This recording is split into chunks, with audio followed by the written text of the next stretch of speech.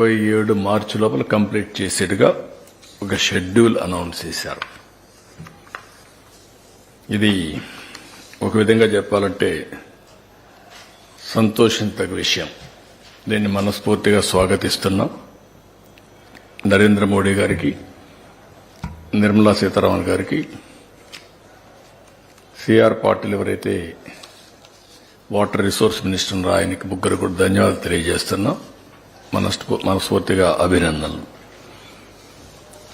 ఇదొక చరిత్ర. ఆంధ్రప్రదేశ్ రాష్ట్రం యొక్క సెంటిమెంట్తో కూడిన సమస్య. దక్షిణ భారతదేశంలో మనం అందరం కూడా అగ్రెసివ్గా అభివృద్ధి చేసుకుంటూ ముందుకు పోతున్నాం. ఆర్థిక సంస్కరణల్ని అందిపుచ్చుకున్నాం. కానీ వాటర్ చూస్తే ఈ ఒక మాటలో చెప్పాలంటే ఈ 4 స్టేట్లో, కేరళ తప్ప 4 స్టేట్స్లో వాటర్ స్కార్సిటీ ఎక్కువ ఉంది.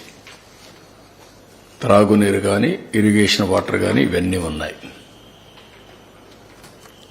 ఫార్చునేట్లీ అదృష్టవశాత్తు ఆంధ్ర రాష్ట్రంలో, ఒకప్పుడు కంబైన్డ్ రాష్ట్రం, ఇప్పుడు ఆంధ్ర రాష్ట్రంలో గోదావరి, కృష్ణా నదులు 2 నదులు ఉన్నాయి. గోదావరిలో అబండెంట్ వాటర్ ఉంది. ఇది సముద్రం లేకపోతా ఉంది. అయితే ఎప్పుడో ఈ ప్రాజెక్టు ప్రారంభించినా కానీ ఆ రోజు చేసినటువంటి రాజశేఖర్ రెడ్డి యొక్క చర్యల వల్ల ప్రాజెక్టు ముందుకు పోకుండా వెనుకబోయే పరిస్థితికి వచ్చింది.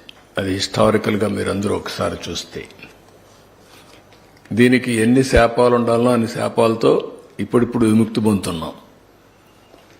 ఈ ప్రాజెక్ట్ ఎప్పుడో అంజయ్ గారు ఫౌండేషన్ వేశారు. అప్పుడే ఇందిరాసాగర్ పేరు కూడా పెట్టారు. ఇట్లా అనేక సమయాల్లో ఈవెన్ కాటన్ అయితే అప్పట్లోనే ఆలోచన చేశాడు. ధవళేశ్వరం ప్రాజెక్టు కట్టే మునిపే ఇక్కడ ప్రాజెక్టు కడితే ఎట్లుంటుందని చేసి బ్రిటిష్ పార్లమెంట్ ఒప్పుకోకపోతే అప్పుడు ధవళేశ్వరం బ్యారేజ్ కట్టాడు. లేకుంటే అప్పట్లోనే అయిపోయి ఉండాల్సిన ప్రాజెక్ట్ ఇది. అంటే ఎన్ని ఇబ్బందులు రావాలన్ని ఇబ్బందులు వచ్చాయి.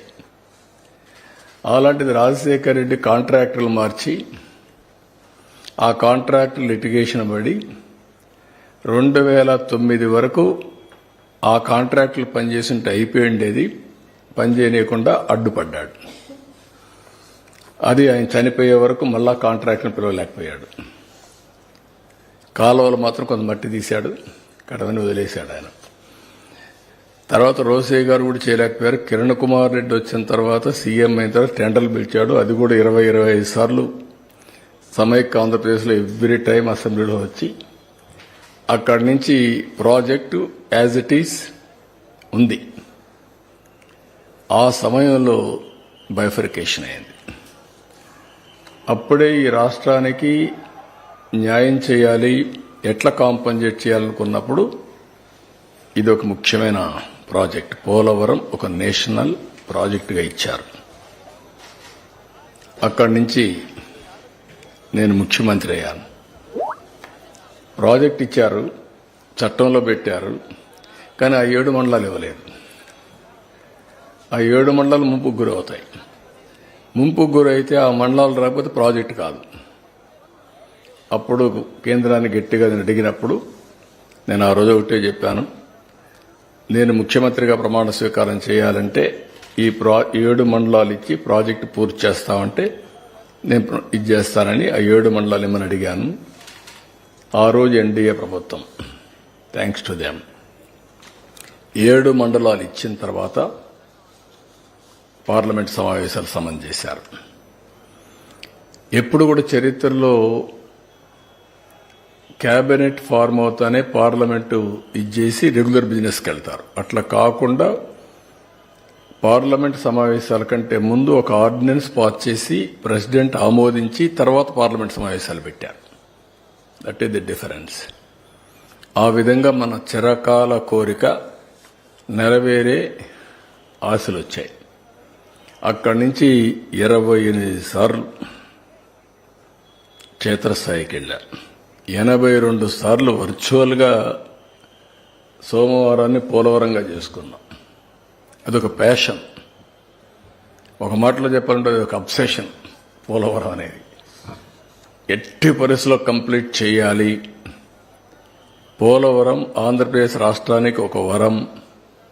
ఇది కంప్లీట్ చేసి జాతికి అంకితం చేస్తే జాతి బాగుపడుతుందనే ధ్యేయంతో రాత్రింబగళ్ళు పనిచేశాం. 72% పనులు పూర్తి చేశాం. 11,762 కోట్ల రూపాయలు ఖర్చు పెట్టాం. ఒకే రోజున 32,215 క్యూబిక్ మీటర్ల కాంక్రీట్ పనులు పూర్తి చేసి గిన్నిస్ ఆఫ్ బుక్ వరల్డ్ రికార్డులో స్థానం సంపాదించాం. డయాఫామ్ వాల్ 414 రోజుల్లో పూర్తి చేశాం. 100 మీటర్ల లోతు డయాఫామ్ వాల్ని 414 రోజుల్లో పూర్తి చేశాం. స్పిల్వే గేట్లన్నీ డిజైన్లు సిద్ధం చేసి గేట్లను అమరించి అదే మార్గం మీరు చూస్తే ఎక్కడికక్కడ స్పిల్వే కానీ స్పిల్ ఛానల్ కానీ ఇవన్నీ పూర్తి చేశాం. కాఫర్ డ్యామ్ కట్టాం.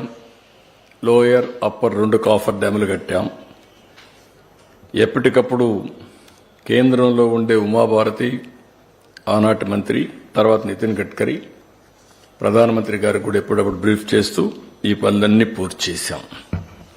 4,114 కోట్ల రూపాయలతో ఆ రోజు పునరావాసం చేశాం. పునరావాస కార్యక్రమాలన్నీ పూర్తి చేశాం. ఎప్పుడు కూడా కేంద్రం డబ్బులు ఇవ్వలేదని పనులు ఆపలేదు. ముందు మనం రీఎంబర్స్ చేస్తే ఎప్పటికైనా వస్తాయనే ఉద్దేశంతో ముందుకెళ్లిపోయాం. ఆ విధంగా మీరు చూస్తే 2014-19 11,762 కోట్లు ఖర్చు పెడితే 4,995 కోట్లు వాళ్ళు ఇచ్చారు. మిగిలింది వాళ్ళు ఇవ్వకపోయినా మనం ఖర్చు పెట్టాం. మళ్ళీ తర్వాత వచ్చింది ఆ డబ్బులు, అది కూడా నేను చెప్తాను.